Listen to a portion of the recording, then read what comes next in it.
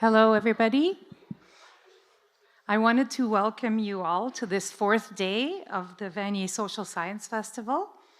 It's an annual festival started in the year 2000 by anthropology teacher Mark Prentice, and it features speakers and events from across a range of different social science disciplines.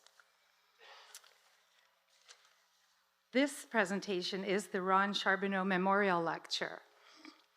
So Ron Charbonneau, who passed away in 2002, founded the history department here at Vanier, and that was in 1970. And then he spent almost 32 years teaching history here with a great passion. And he also welcomed the new teachers like me very warmly and helped to initiate us to the college. So to me, he was a great mentor, but I know he was beloved by his students and colleagues, and famously began his classes with the words, "Good morning, fellow historians." He also taught Russian and Soviet history at Concordia and helped found Vanier's Slavic Studies major in the 1980s. It's therefore fitting that this talk today will focus on the history and current situation of Ukraine and Russia. The war there has been making headlines since February 2022, but the roots go back much further. Please turn all your electronic devices to silent during the whole presentation and remain quiet until the end of the question and answer period. I acknowledge that Vanier College is situated within the traditional unceded lands of the Kanien'kehá:ka Nation. I honor and thank the traditional custodians of this land and strive to support Indigenous-led decolonization work. Now it's my pleasure to call on fellow historian Miles Denora, who will introduce our colleague John Stubbs to you.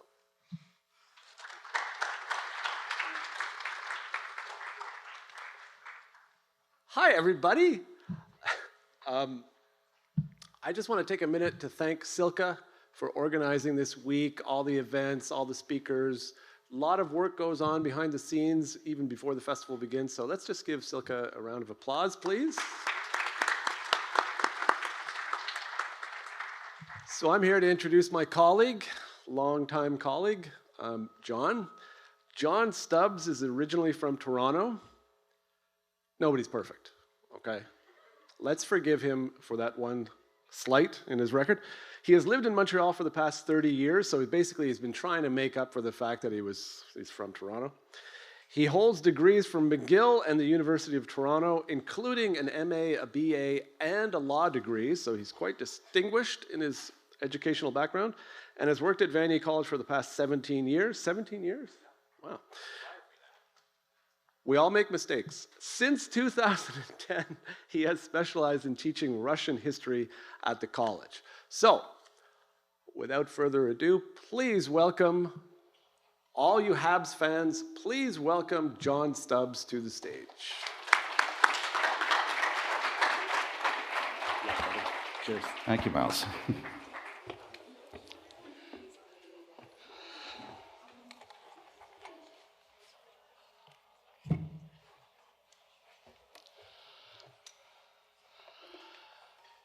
Thank you, Miles. Good afternoon, everybody. Big time, George. Big time.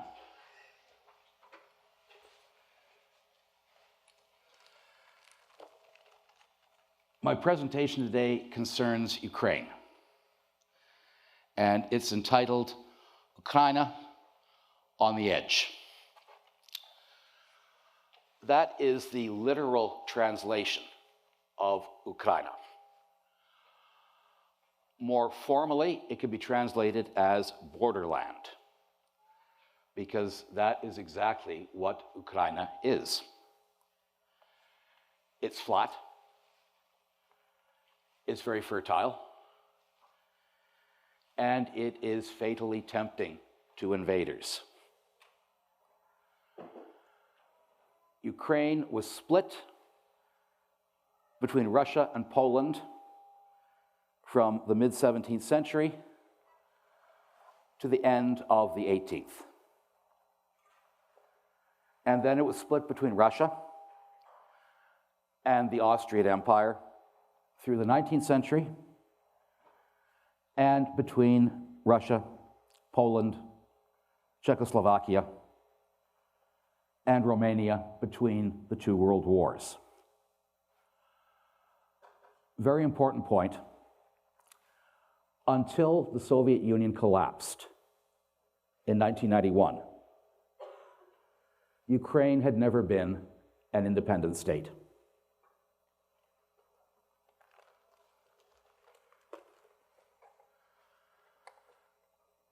This is Ukraine over here on the map.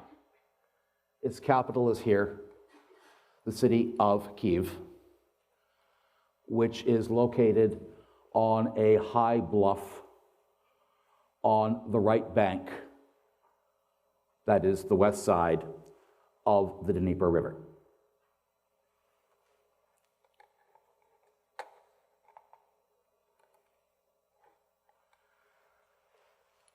And I should admit from the outset, I am not the most technologically savvy guy. The last time I prepared a PowerPoint presentation was 13 years ago. And in that time, they've totally changed the programming. And I couldn't figure out how to work it. So I'm just going to do for you guys what I do normally in my classroom, that is work off of an electronic folder with maps and pictures and video.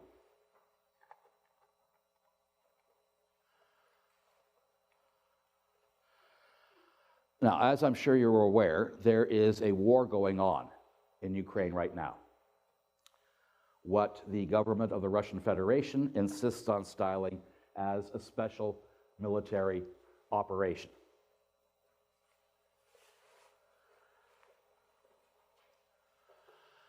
This may seem far away, but I note that there are over 41,000 people who are ethnically Russian, who live in the city of Montreal as of 2021. There are over 18,000 people who are Ukrainian, who were living in the city of Montreal as of 2021.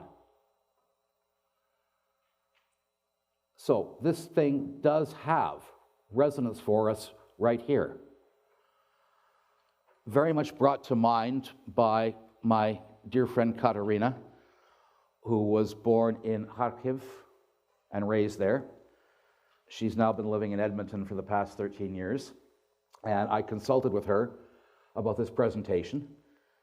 And at one point she told me just how sad she is over all these circumstances.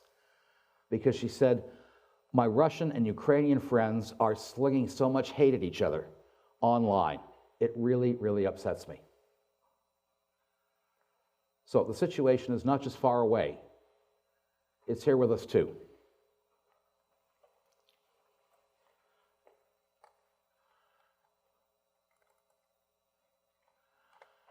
Now, I'm going to start in a somewhat unlikely place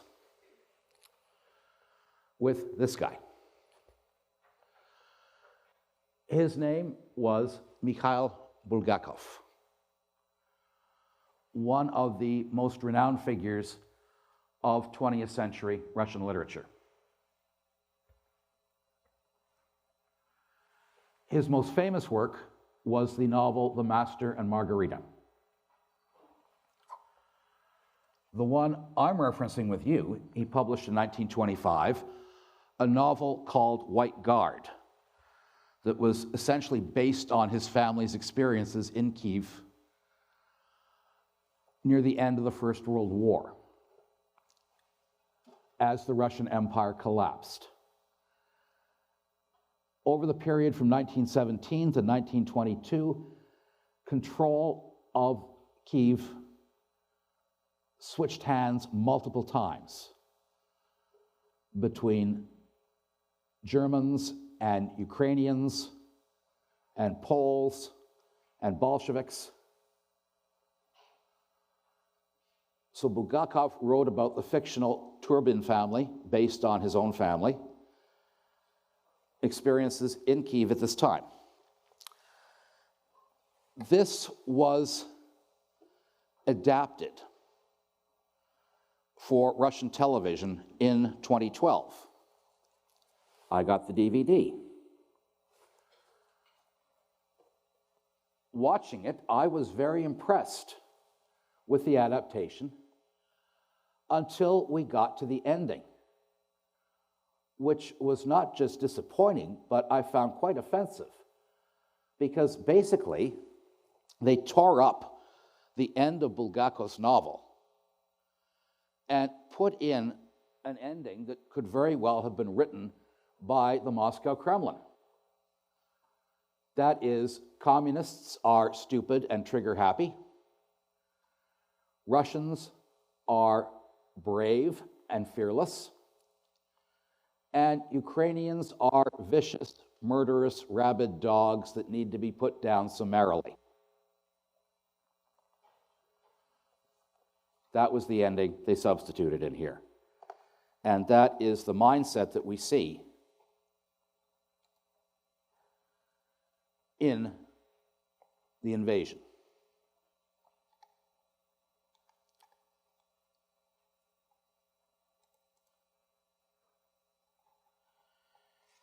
In particular, from the President of the Russian Federation, Vladimir Vladimirovich Putin. I should explain the names because it may sound unfamiliar to many of you. In Russian, this is called a patronymic. This is how Russians formally address each other. So, for example, if I was teaching in Russia rather than Vanier, instead of my students calling me sir, they would call me by my patronymic, which is Ivan Ivanovich, which in English means John, son of John, because my father's name is John. So, Vladimir Vladimirovich means Vladimir, son of Vladimir. Putin's father was Vladimir. And I note it particularly sticks in my mind about patronymics. I'm reading Dostoevsky, because his characters constantly address each other formally. So you're reading these great big long lines of dialogue from Dostoevsky with all these patronymics in it. So I tell you this, Andrei Stepanovich, what is that you're saying, Anna Yevgenyevna? So full of patronymics, but that is how Russians formally address each other. So in July of 2021, as Vladimir Putin was engaged in a massive military buildup along the borders between Ukraine and the Russian Federation, he published a lengthy essay. That's the whole thing. 34 pages, 5,300 words, which he called On the Historical Unity of Russians and Ukrainians. And its core message, which I'll go over with you in just a minute, is nothing new. I mean, Putin has been saying this sort of thing certainly since 2008, when then US President George W. Bush was intent on expanding membership in NATO to include the nations of Georgia and Ukraine, which upset Putin enormously, and he flat out declared that Ukraine is part of Russia and is not to be used as a launching pad.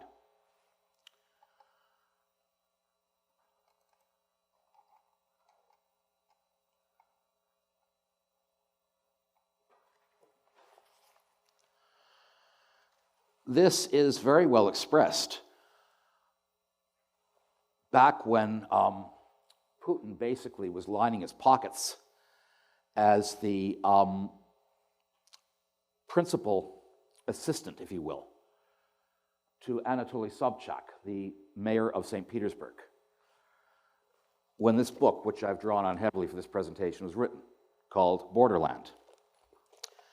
Written by a British journalist named Anna Reid, who worked in Kyiv in the mid-1990s as a reporter for the magazine called The Economist. And she wrote about this thing I'm talking about in these terms. What affected Ukrainians much more was the beginning of Russification, the insidious centuries-long process whereby not only the Ukrainians' political institutions, but their culture and identity were fitted to the Russian mold. Russification did not only happen in Ukraine, all the nations of the empire suffered it, under Tsarism as well as communism. But Russification was more determined and more successful in Ukraine than elsewhere. First, Ukraine joined the empire early. Ukrainians' lands east of the Dnieper went to Russian in 1686. Estonia and Latvia were conquered 20 years later, the Caucasus and Finland not until the 19th century. Ukraine thus became to Russians what Ireland and Scotland were to the English, not an imperial possession like Canada or India, but part of the irreducible center, home. Hence Lenin's probably apocryphal remark that to lose Ukraine would be to lose our head, and the dream of romantic nationalists such as Solzhenitsyn that Russia, Ukraine, and Belarus will one day be reunited.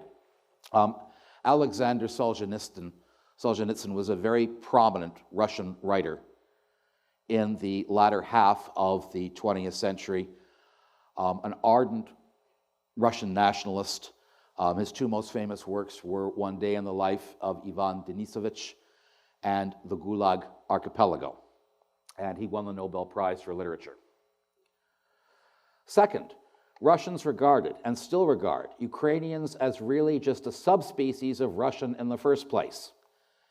Any differences that did demonstrably exist between them were the artificial work of perfidious popish Poles, replaced in today's Russian imagination by the meddling West in general.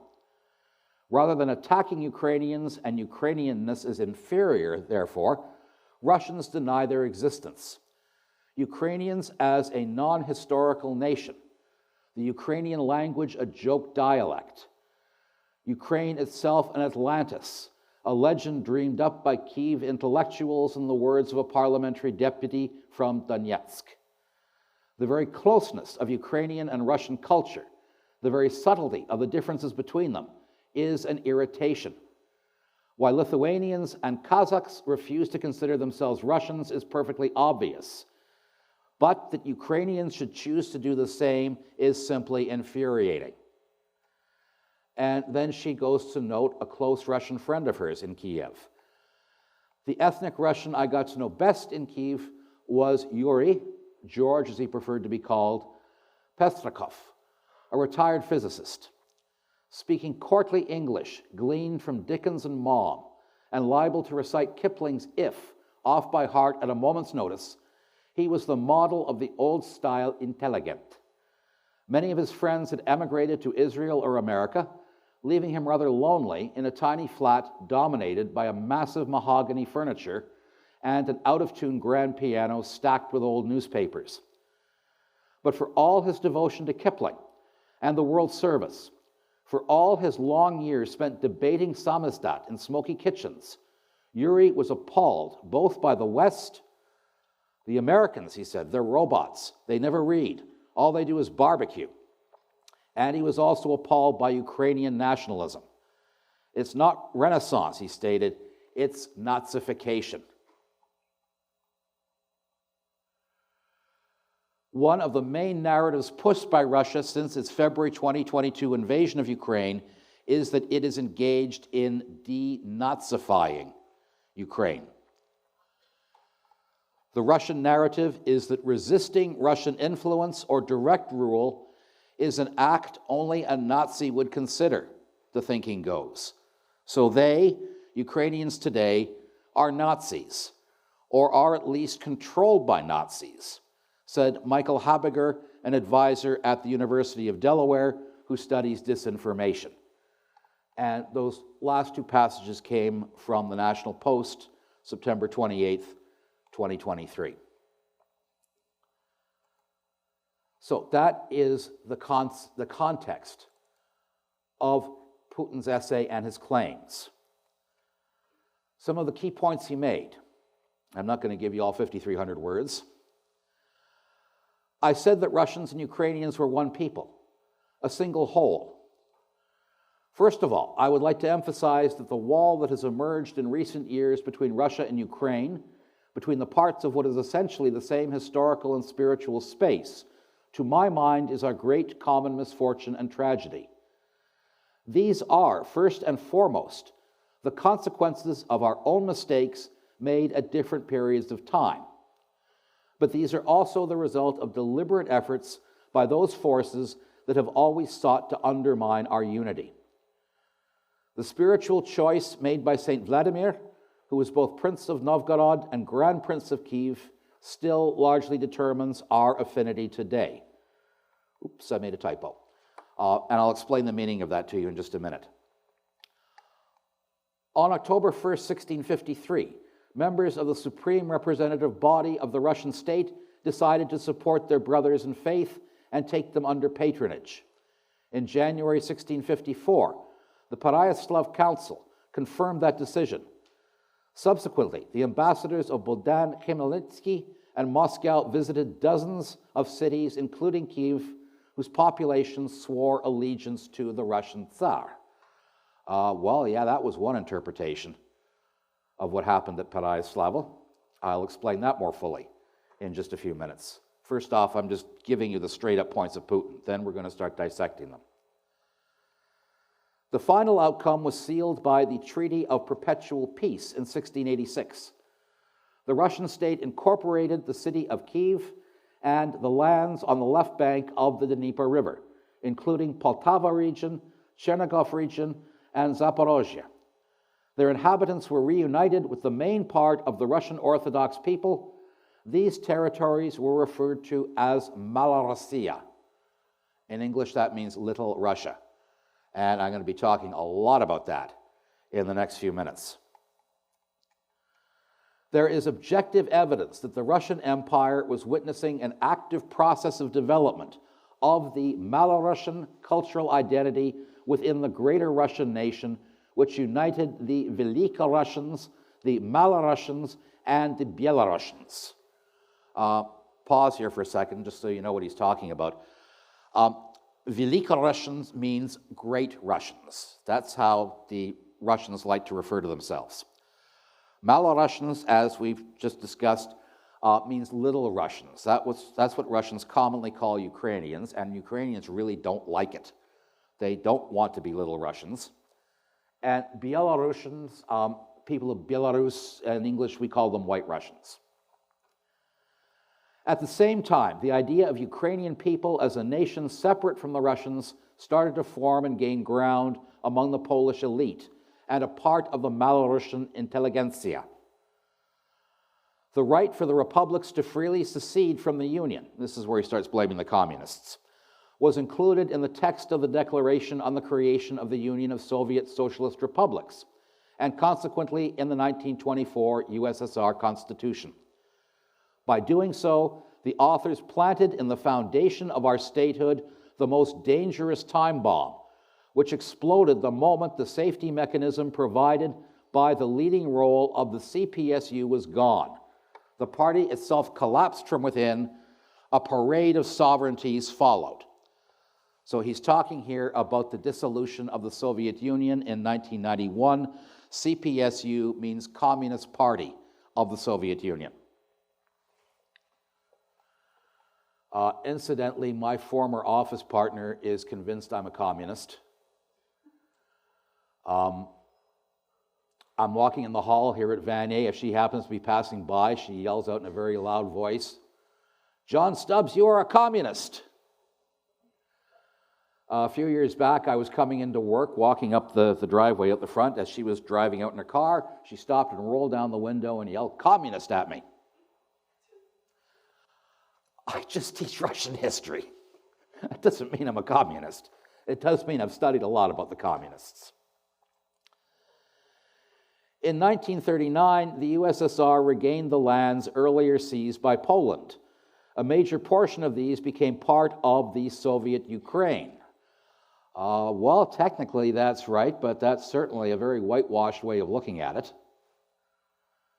as those lands were gained because of the non-aggression pact signed with Nazi Germany with its secret protocol that the Soviets would invade following the German invasion, and they would take over the eastern parts of Poland. In 1954, the Crimean region of the RSFSR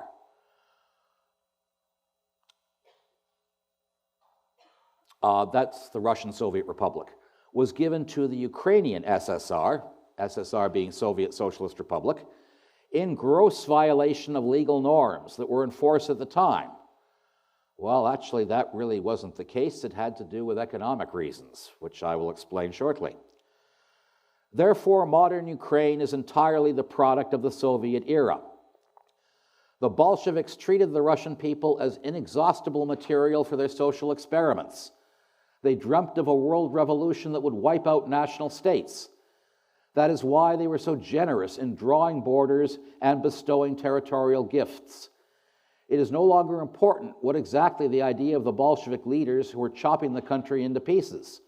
We can disagree about minor details, background, and logics behind certain decisions. One fact is crystal clear: Russia was robbed indeed. The republics that were founders of the Union, having denounced the 1922 Union Treaty, this is a very important point here, must return to the boundaries they had had before joining the Soviet Union.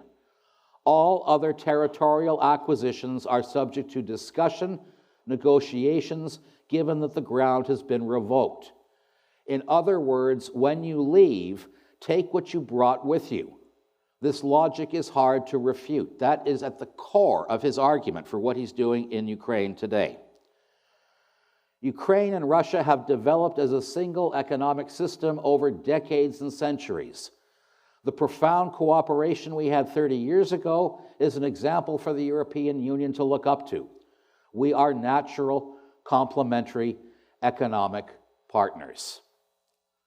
So that is the core of the justifications the President of the Russian Federation has put forward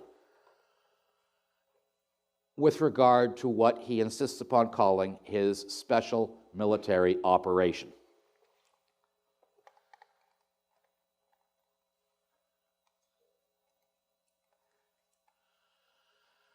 Now, let us consider some of the facts underlying this. First thing to note,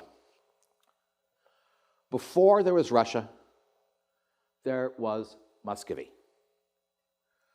Before there was Muscovy, there was Kievan Rus.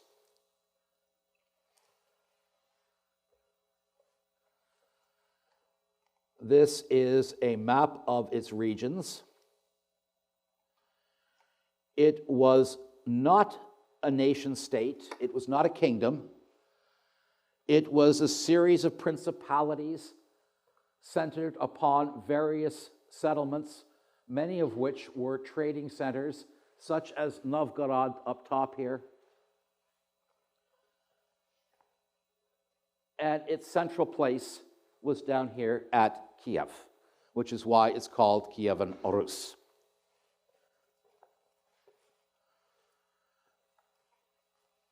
Going back to the 15th century, first Muscovite leaders, then Romanov Tsars, and then communist leaders, and now Vladimir Putin, claim the right to bring back into the Russian folds the lands of Kievan Rus. Although I note, if you look closely at the map, the extent of Kievan Rus stops along the Dnieper, just south of the rapids, before the Zaporizhian Sich. So this land, particularly on the left bank, was controlled by Pechenegs and Khazars. And down here, later on in Crimea, the Crimean Tatars. They came later. So these lands that Putin is claiming as part of the heritage, going back over 1,000 years of Kievan Rus, were actually not part of Kievan Rus. That is Crimea and the Donetsk, which is here.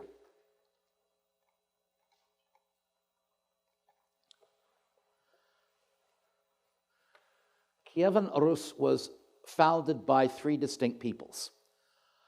First, by the Finno-Ugric people who were indigenous to the area, and then, starting near the close of the early Middle Ages, by the migration of Eastern Slavs into the area.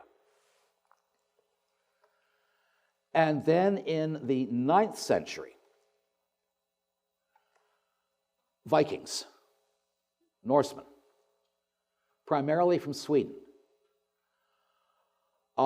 We know them in terms of Western civilization largely as raiders, but they came to the Eastern Slavs, not to raid, because the Eastern Slavs didn't have enough that was worth raiding, but instead they came to use the waters, these great rivers of Russia, like the Dnieper, and in particular like the Volga, the longest river on the European continent, which drains out into the Caspian Sea, which gave Vikings access to both the Silk Road and trade with Persia.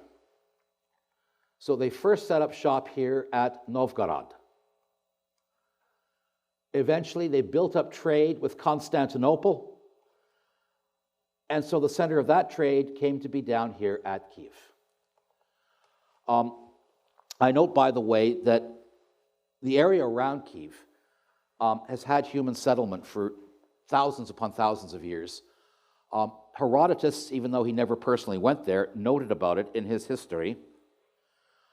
Greeks founded colonies near there, in particular the legendary Chersonesus in Crimea. And Christian legend has it that St. Mark himself traveled there. This particular time period in Russian history is known as the Normanist controversy. In teaching Russian history, I have to be aware of lots and lots of controversies. Russian history is full of controversies. The Normanist controversy basically has to do with just how much of a role these Vikings had on the origins of what would eventually become Russia, Россия. Because the Russians are very uncomfortable acknowledging that Swedes played any part in the origins of Russia. But in fact, they did. We have archaeological evidence to this effect, particularly up here at Novgorod, which is there. It was a funny thing about the Vikings. And I'm quoting a historian here, Robin Milner Gulag, who said the Vikings were so good at assimilating, they would assimilate themselves out of existence. That happened in Normandy. To get them to stop raiding, the French gave them a strip of land along the coast of the English Channel, which the French then named after them. The French called the Vikings Normands, so the land became Normandy. And within a few generations, these Normands became as French as the French. Over here, the Vikings assimilated with the Eastern Slavs, who were in much larger numbers.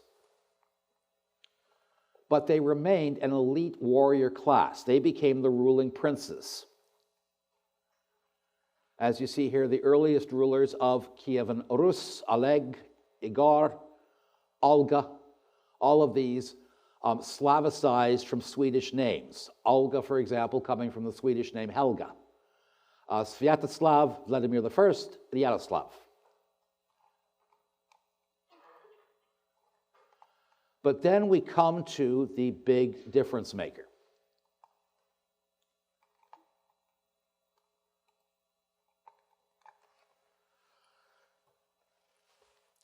This was the Mongol conquest.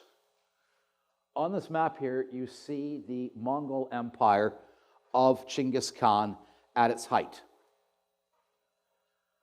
Between 1238 and 1240, Mongol forces under the command of the grandson of Chinggis Khan, Batu Khan, swept through much of Kievan Rus, devastating most of it, and putting much of it under Mongol overlordship.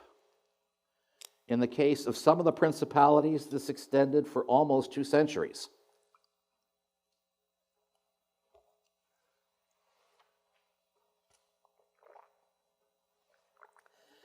Again, this is also something the Russians are very uncomfortable with in terms of looking at their history, that they were conquered.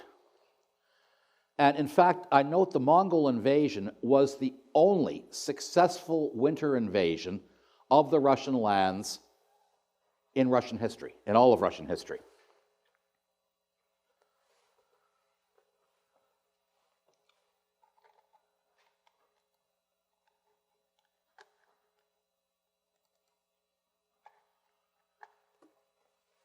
Among their allies, prominent among their allies, were a people of Central Asia, Turkic-speaking, called the Tatars.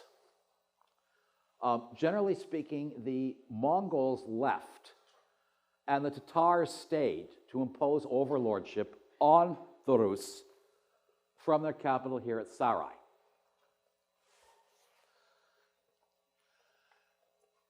But this control was not too extensive over here in the western part, in Volhynia and Galicia. And this is where you get the divergence that Putin does not want to admit between the Eastern Slavs. That is between Russians, Ukrainians, and Belarusian.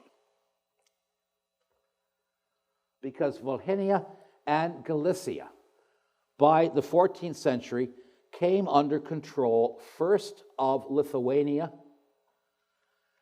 and then of the Kingdom of Poland.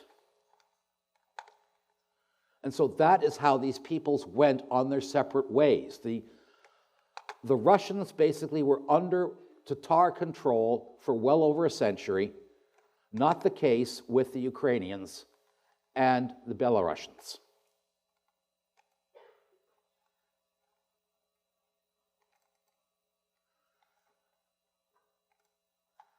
At its height, Poland and Lithuania united to become the Kingdom and Commonwealth of Poland, Lithuania in the 16th and 17th centuries, one of the largest territorial units in all of Europe at this time.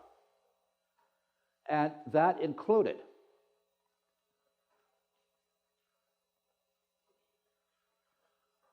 parts of what is now Ukraine.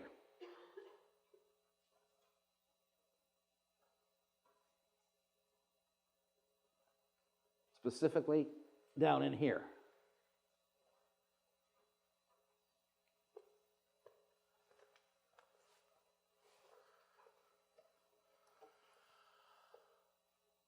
At the top of the order in Poland, Ukraine, at least in the Polish part, was the Polish nobility, who owned vast estates on the Ukrainian lands, which are some of the richest farmland in the world.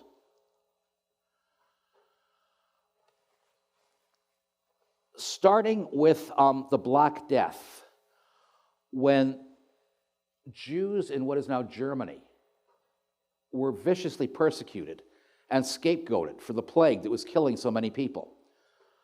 The Polish nobility under Duke Casimir extended an offer to the German Jews to come and settle on the Ukrainian lands controlled by the Polish nobility, where they would serve as estate managers.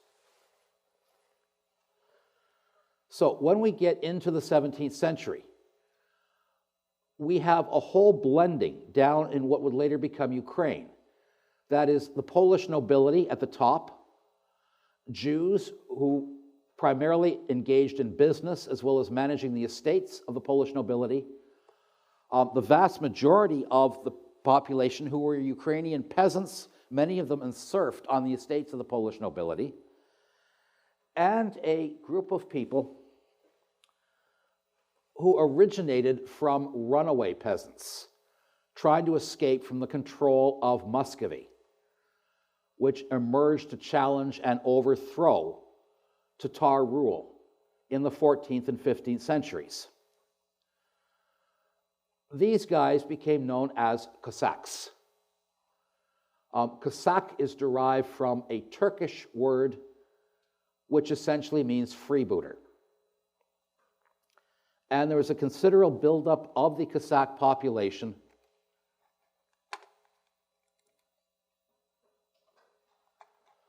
both along the Don, where you had the Don Cossacks, and down here on an island in the Dnieper called the Zaporozhian Sech. That's where the Zaporozhian Cossacks were headquartered. The Cossacks rose up against Polish control in the 1620s and 1630s.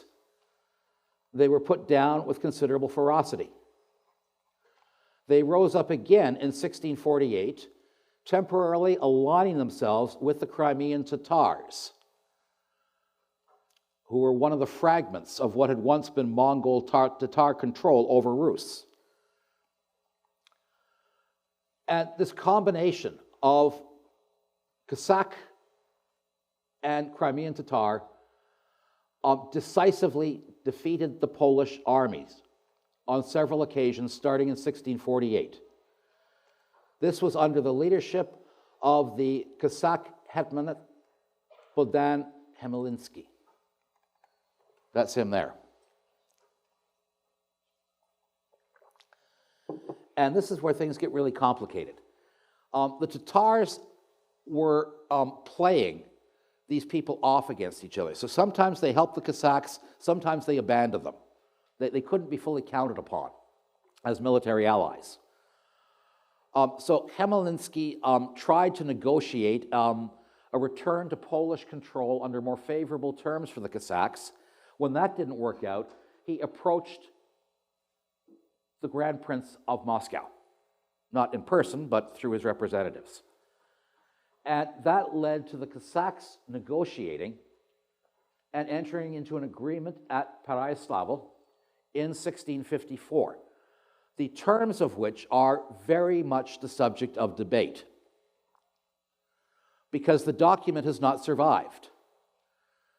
As far as the Tsar's officers were concerned, by entering into this agreement, the Cossacks basically put themselves in perpetuity under the command of the Russian Tsars. That is, they made themselves subjects of Muscovy. The Cossacks, in particular Chmelnytsky, did not see it that way at all. And they tried to resist.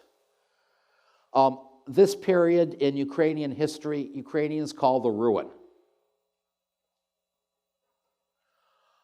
One thing I should note here about Chmelnytsky, in with all this controversy is another even more vicious controversy. Under his leadership, the Cossacks unleashed massive pogroms against Jews, whom they resented for having been estate managers of the Polish nobility. So not only did they fight Poles, they massacred Jews in large numbers. Some of the most severe massacres of Jews in Eastern Europe, at least until the Holocaust in the Second World War.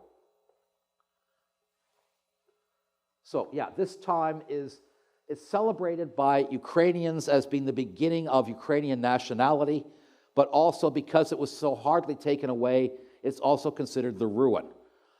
In Polish history, they call this the deluge, because this is the beginning of the sharp decline of Polish power. Eventually, Poland's bigger neighbors would wipe Poland off the map completely, with the three Polish partitions of the late 18th century. And for Jews, this was a time of great misery.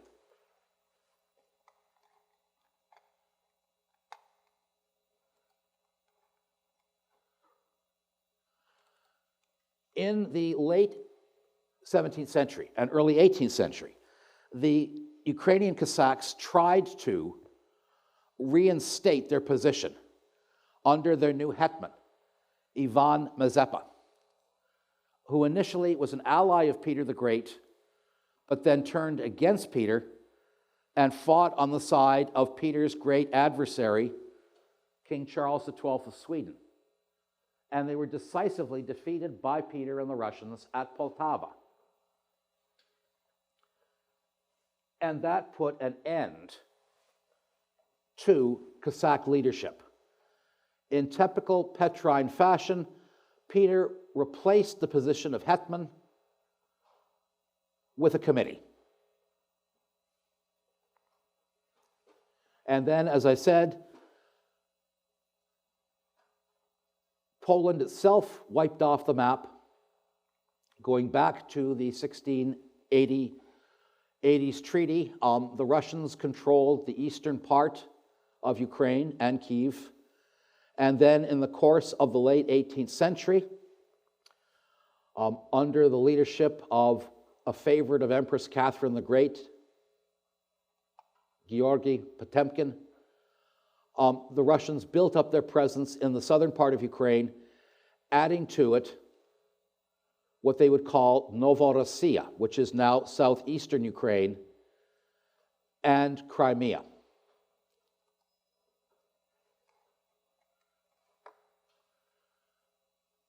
Ukrainians attempted to establish independence as the Russian Empire collapsed in the late stages of the First World War.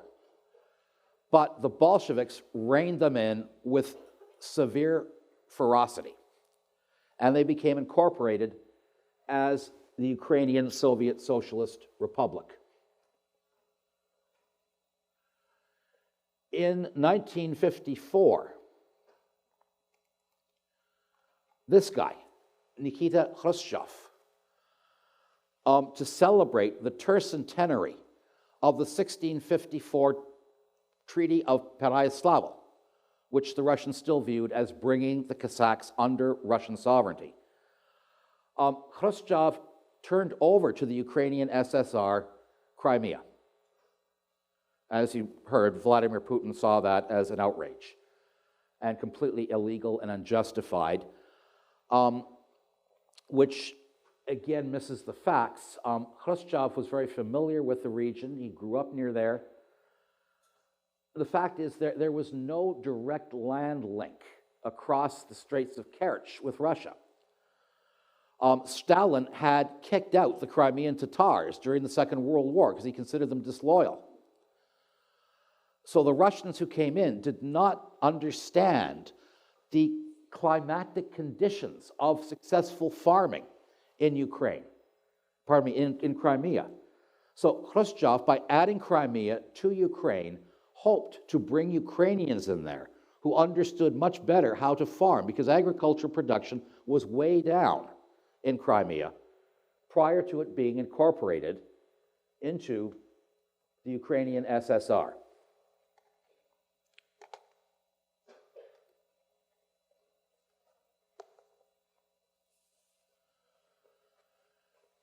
And that went with Crimea, or that went with Ukraine when the Soviet Union dissolved.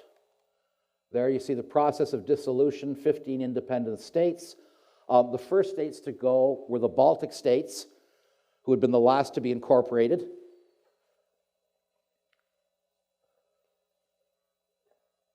Ukraine voted in August of 1991 to leave.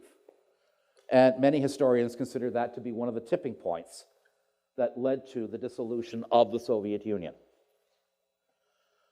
At the time, Ukraine contained the third largest stockpile of nuclear weapons in the world. And so in the 1990s, agreements were negotiated under which Ukraine surrendered those weapons in exchange for a perpetual Russian promise to respect Ukraine's sovereignty and territorial integrity, a promise the Russians now completely ignore. Because for them, the loss of Crimea was a great one.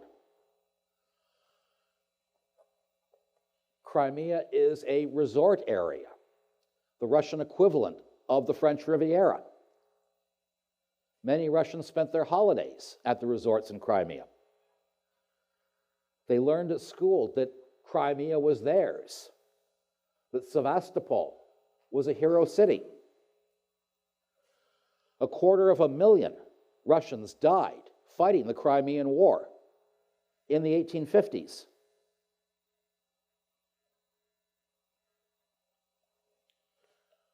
Russian propaganda holds that Crimea was a symbolic home of Russian Christianity, Russian Orthodoxy, of the Russian soul. As president, Vladimir Putin pursued a policy of keeping Ukraine weak, divided, dependent on Russia. He feared Ukraine as a developing democracy whose freedoms were a threat to his own authoritarian regime.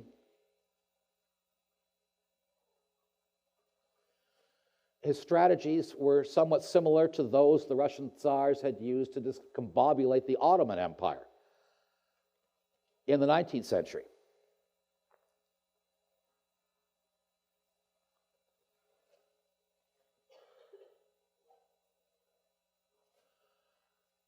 The Russian Federation supported pro-Russian leaders in Ukraine.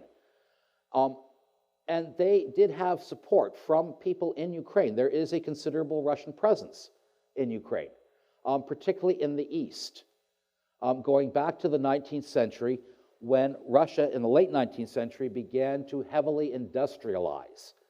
And so it drew very much on the immense coal resources of the Donbass.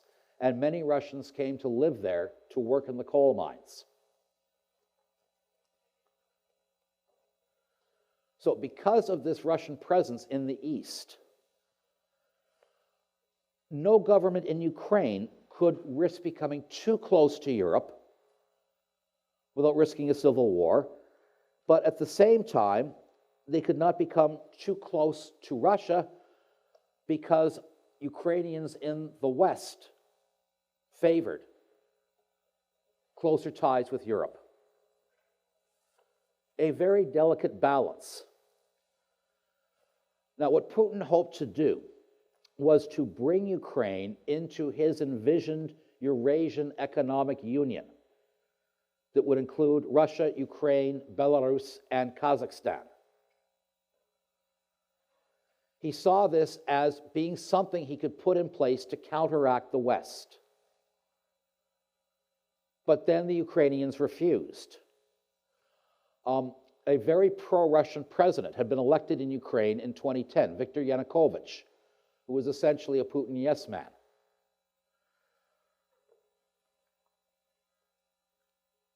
He backed away from an agreement the Ukrainian government had entered into with the European Union. That is an association agreement. And this led to massive protests breaking out in Kyiv, in Maidan Square, in the fall of 2013.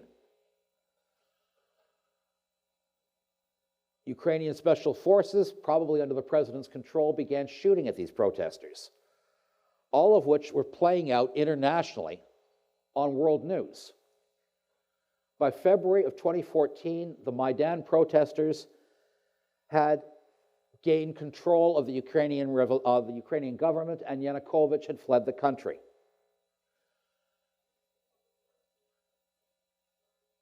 The Russian government saw this as an illegal coup that had been aided and abetted by the West.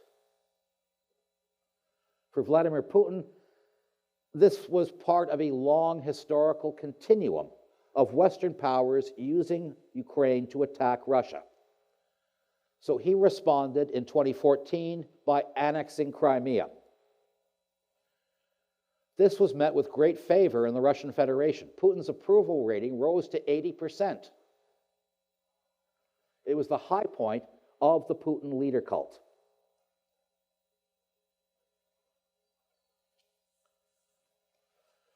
The Russians also engaged with Russian separatists in eastern Ukraine. So essentially, Ukraine has been at war with Russian proxies and some Russian soldiers themselves since 2014.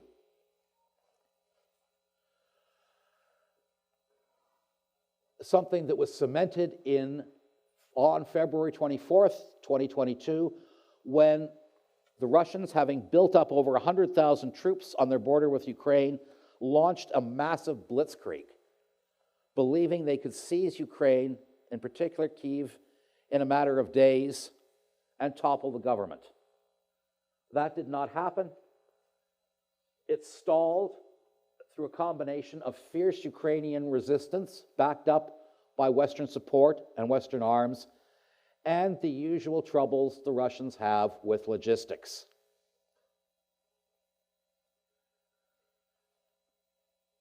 Last year, the Ukrainians retook some of their lands.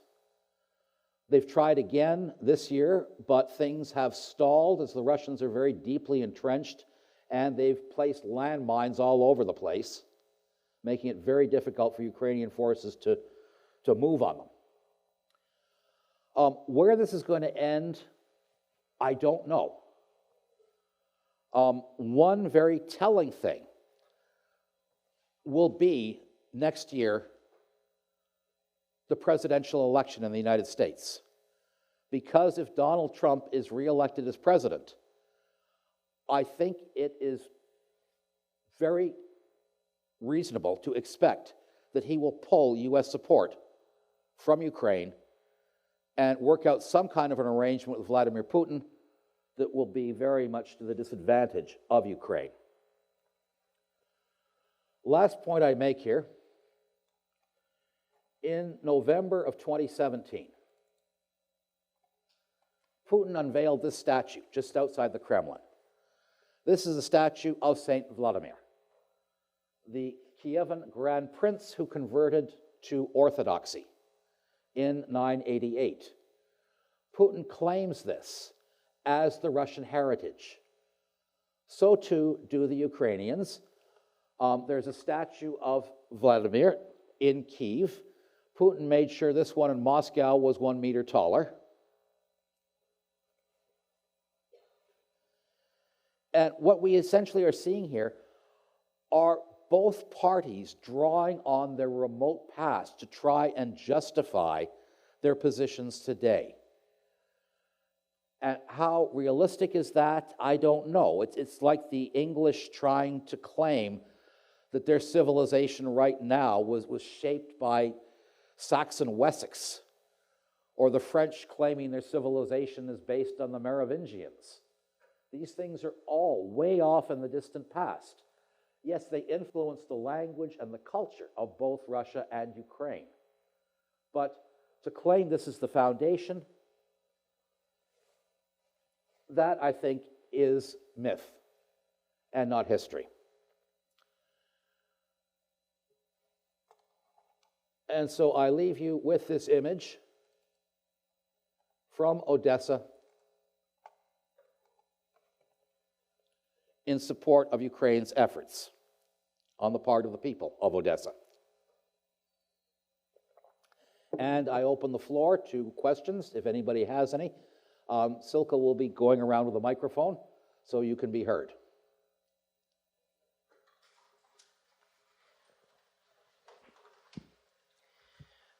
Hi. Hello. What is Russian support for Putin now? Like you said before, for Crimea, it was at 80%. Are Russians supporting this invasion? That is impossible to calculate right now. Thousands of Russian people, particularly highly skilled people, have left the country since February 2022. Those who have stayed and have been critical have been jailed. So what we're seeing is a kind of reinvigoration of the Stalinist ethos, where everybody conforms, nobody complains, and in particular, nobody criticizes. Because if you do, you could be in a world of trouble. This is particularly the case for older people, many of whom do not have access to the internet. Major social media sites have been shut down in Russia in the course of the war, and most older Russians get their news entirely from state television, which is completely under the control of the government. Okay. I think we may have other questions, but I wanted to ask you why in 2014 when Crimea was annexed, did the world not react strongly as they did last year? That's an excellent question, Silke. I think because the invasion last year was the single largest invasion on the European continent since the Second World War, whereas Crimea was not seen that way. In particular because Khrushchev had handed it over in '54, and many Russians claimed that this was highway robbery, as Putin claimed in his essay. So sanctions were put in place, but they were nowhere near as tough as the ones in place now. Because now this invasion is seen as perhaps the opening step to a much larger series of invasions. I know last year I was talking to somebody from Latvia, and she was very concerned. And she said, if Ukraine falls, we're next. That was her. So this was a much more blatant act of aggression, this invasion, than the seizure of Crimea, which they whitewashed by holding a sham referendum reminiscent of old communist elections, where they got something like a 94% approval rate. The Crimean Tatars, by the way, boycotted that referendum, and many of them have left. Any other questions? Okay, I'm going to come around.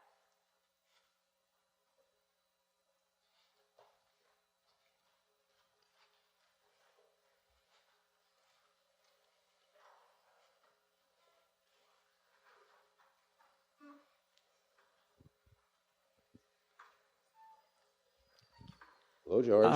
Hi. My question is about how certain disasters during the 20th century, like the Holodomor famine and the Chernobyl meltdown, how did those responses and reactions affect the relations between the Russians and the Ukrainians then, and how can that reflect now? To this day, the Russians will not acknowledge the Holodomor. The Russians, their official line is simply, this was the unfortunate result of the excesses of poor planning, implementing the 5-year plan, and rapid industrialization. Unlike Ukraine's position, which was this was a man-made famine intent to punish Ukrainians by starving millions of them to death.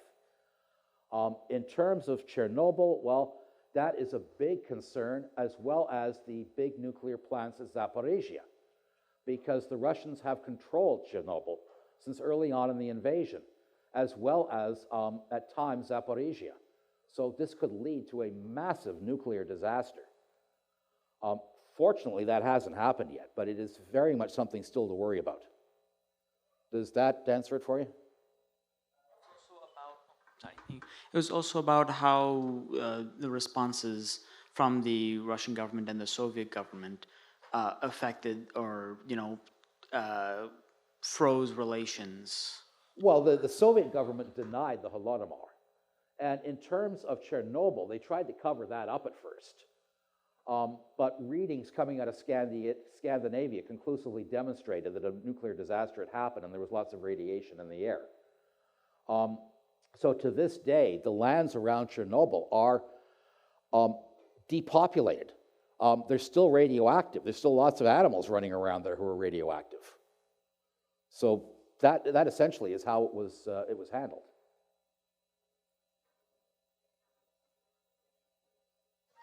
Hi, sir. Yeah. What I wanted to ask was that you had mentioned for the future, if President Trump were to come back into office, and you had stated that they will probably pull out the troops Not defending troops, no, American support. Oh, yeah, well, the American The support. Americans don't have any troops, at Oh, least okay, officially okay. in Ukraine. Okay. So the support given to Ukraine, what do you think will be the consequences if that were to be the case? Well, it depends upon how Trump follows up on that. If he immediately proceeds to enter into negotiations with Putin, then a settlement might be worked out, which I'm sure would be, as I said, disadvantageous to Ukraine. If he just steps back and does nothing, then that might enable the Russians to overwhelm the Ukrainian forces in a matter of time. It also depends on how much support Europe would continue to give. to the Ukrainian forces. But they would certainly be much weaker without all that American support. Do you think it would ever result in a bigger war occurring? It could if people aren't careful. I mean, Putin and his cronies have at times sort of rattled the saber in terms of talking about nuclear options, which is very concerning. So that possibility is not out of the question. Thank you.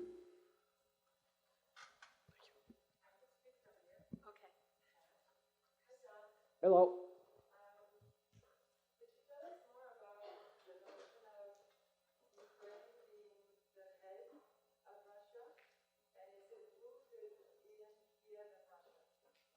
Ukraine being the head of Russia?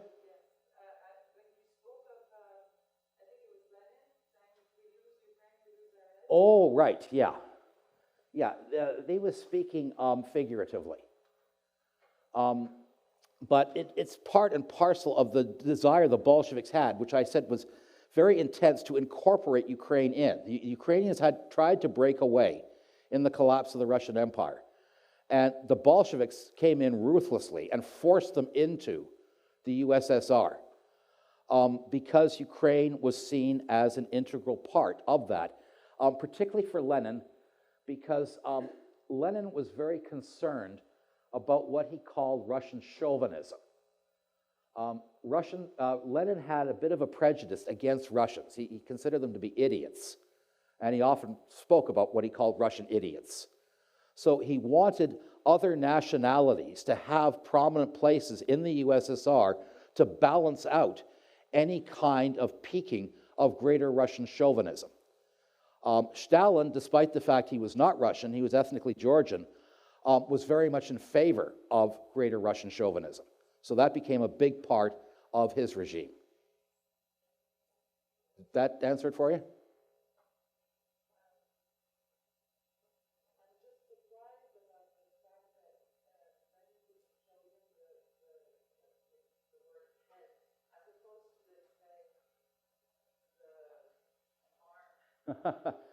Well, again, he's speaking figuratively, Frederic, and I think it's tapping into that old Russian myth about Kiev being the mother.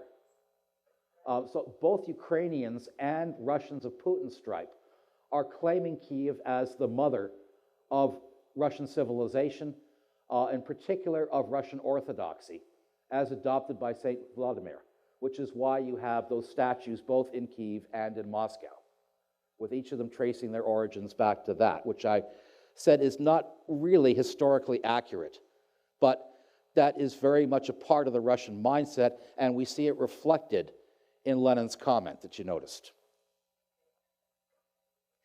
We have time for one more question. Does anyone want to ask one? We got a couple down here. At one point, you said you were going to explain Putin's main points in the document he published. I forgot the name of it, but I didn't really understand what his main points were to explain why Ukraine belongs to Russia. Well, simply because of what he called the historical unity, that Ukrainians are not a separate people. Ukrainians are a branch of the Russian people. To put it very plainly, this kind of mindset sees Ukrainians as little Russians, as Malo Rossiya, which the Ukrainians resent. They don't like being thought of as little Russians. But guys like Putin think of them as being like little brothers who are wayward, who are misbehaving, and who must be smacked around by their big brothers, the Russians, so they can get back into the family fold. That's, in a nutshell, that is his main justification. Ukrainians are not a people. They are a part of Russia, and they must be made to be a part of Russia. Those who still had questions can go and see John Stubbs after the talk, because we have to thank him now very much Silke, and for an thank you, everybody in excellent the audience, lecture. for Thank your you so patience. much.